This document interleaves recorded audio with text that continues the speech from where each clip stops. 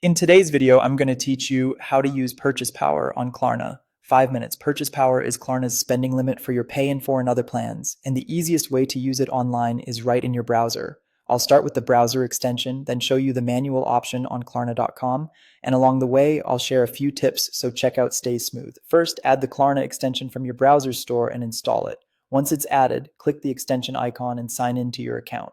Right in that small menu, you'll usually see your current purchase power, which helps you confirm your budget before you shop. When you're browsing and move to checkout on almost any site, the extension wakes up automatically and offers to let you pay with Klarna.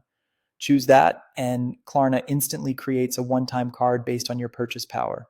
Think of it as a disposable virtual card. It has a card number, expiry, and security code, and the extension can autofill those fields for you. Keep your cart total within your available purchase power, and remember this card is single use and time limited, so complete the purchase in one go.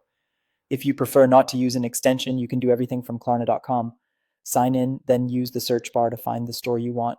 Klarna opens a framed version of the store inside your browser so you can shop normally. When you reach the retailer's checkout, look for a pink Pay with Klarna bar at the bottom of the window. Click it to continue with Klarna's payment flow using your purchase power.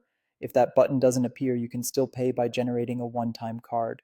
Choose Create One Time Card, enter the amount you plan to spend, and Klarna issues a virtual Visa card. Back on the store's checkout page, select credit card as the payment method and paste the Klarna card number, expiration date, and security code. A quick tip: include taxes, shipping, and any fees when you set the amount. It's okay to round up slightly. You won't be charged more than the final order total. After you place the order, you'll see the purchase and upcoming installments in your Klarna account. You can manage payments, track shipments, and handle returns there. Purchase power can change over time based on your usage and payment history, so check it before big purchases.